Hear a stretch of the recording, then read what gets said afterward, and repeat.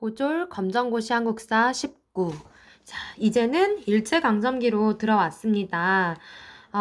일제강점기는 세 부분으로 나눠서 볼 수가 있어요. 오히려 조금 더 단순할 수 있는데, 일제강점기의 시작은 우리나라가 일본에 병합된 1910년부터 광복되는 1945년 8월 15일까지입니다.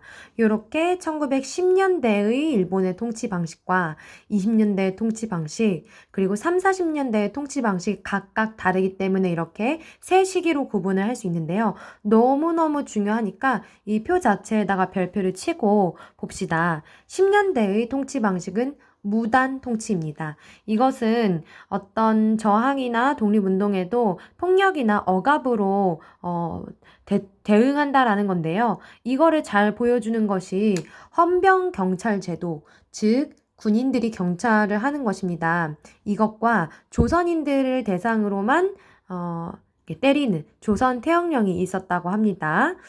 물론 일본의 이 무단 통치가 시작이 되면서 조선 지배의 최고 기구였던 조선총독부가 생기고요. 약간의 구색 맞추기로 조선인들로 구성된 중추원을 자문기구로 두었다라고 해요. 자문은 조언을 해주거나 도움을 주는 건데요. 이런 식으로 조선인들을 참여시킨 그 의견을 반영하는 기구를 만들었지만 실제로 한 번도 소집된 적이 없다고 합니다. 그래서 1910년대는 무단 통치. 이렇게 기억하시고요. 또 경제적인 면에서의 수탈은 우리나라의 토지를 다 조사해서 미신고된 토지는 다 누가 갖는다? 네, 동양척식 주식회사로 옮겨서 보냅니다. 이 토지를요. 그리고 회사령을 내려서 회사에 설립하는 것도 조선 총독의 허가를 받게 했습니다.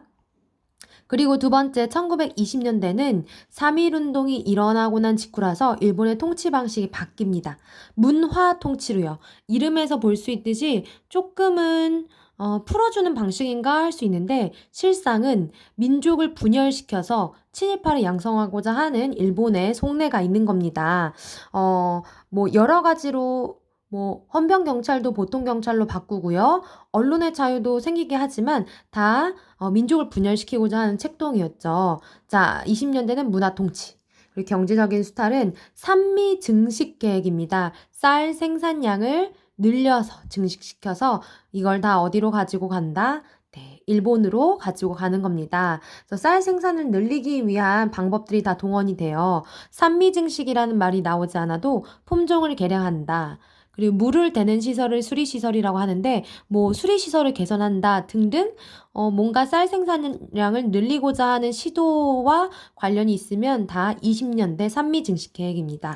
그리고 또 치안유지법이라고 해서 사회주의를 접한 사람이나 아니면 독립운동가들을 잡아들여서 치안을 유지하겠다는 명목으로 이렇게 구속을 시키고는 했습니다. 자, 마지막 3, 40년대로 가면 이제 일본의 통치가 가장 악랄해지는 때입니다. 왜냐하면 일본이 만주나 중국 등으로 전쟁을 확대하는 때이기 때문에 우리나라의 민족성을 모두 다 말살시켜서 다 전쟁에 동원하기 위한 겁니다. 그래서 이런 민족 말살 통치 때는 우리나라 사람들을 황국신민, 천황폐하에 신화된 백성으로 만드는 황국신민화 정책이 많이 이루어지는데요. 그 사례들을 쫙 다 봅시다.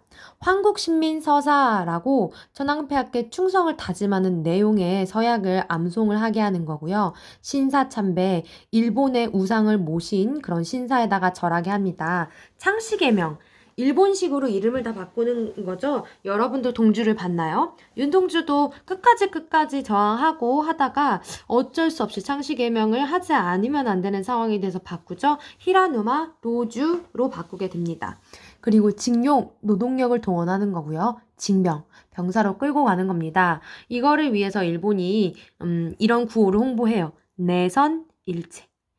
내는 내지, 일본을 뜻합니다. 선은 조선, 일본과 조선은 하나다. 그리고 이거 수정해 주세요. 초등학교령 아니고 국민학교령입니다. 한국 시민이 다니는 학교라는 의미에서 국민학교로 이름을 모두 다 바꾸게 되고요. 병참기지화.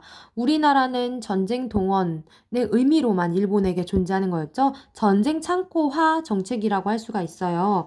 그래서 남한에서는 면화를 기르고 북한에서는 양을 길러서 방직 산업의 원료를 우리나라에서 다 충당을 하는 겁니다. 그리고 국가총동원법. 일본에서 내린 법이에요. 모든 것을 다 자원을 총동원한다. 인적 자원이든 물적 자원이든. 이런 과정에서 일본군 위안부, 할머니들의 피해 사례도 생기게 되는 거죠. 그리고 공출과 배급이라는 용어. 모든 철이나 먹을 것이나 이런 것들을 다 징발해 가고 또 배급으로 하는 거죠. 자, 이게 일본의 식민 정책이었고요. 밑으로 조금 내려가 볼게요.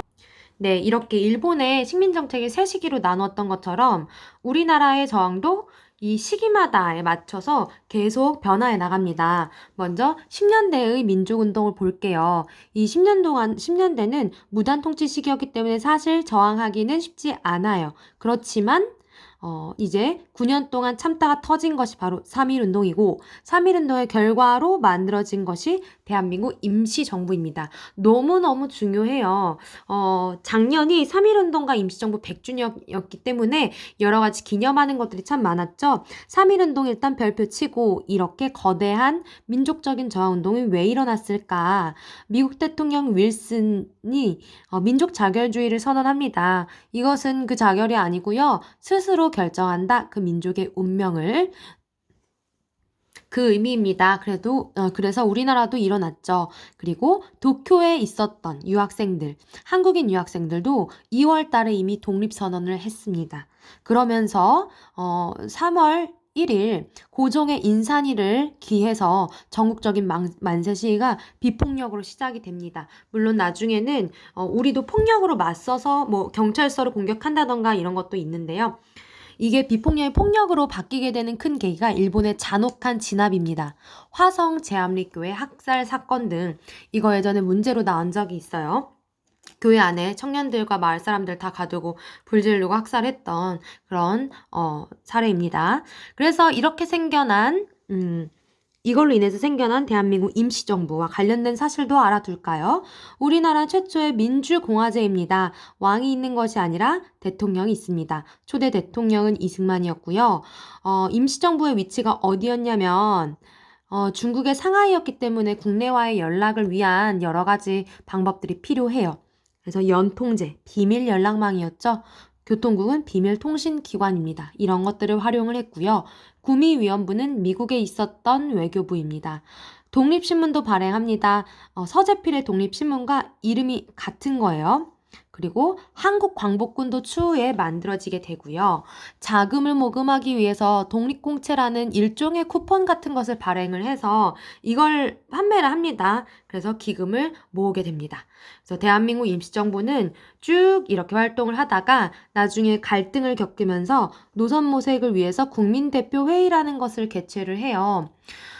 국내외 모든 독립운동가 몇백 명이 모여서 회의를 하는데요. 여기서 창조파와 개조파가 나뉘게 되죠. 이름으로 알 수 있듯이 창조파는 임시정부를 없애고 새로운 기관을 만들자. 개조파는 임시정부를 그대로 두고 개혁을 해나가야 된다라는 겁니다. 이후 긴 침체기로 들어가게 됩니다. 20년대는 다음에서 볼게요.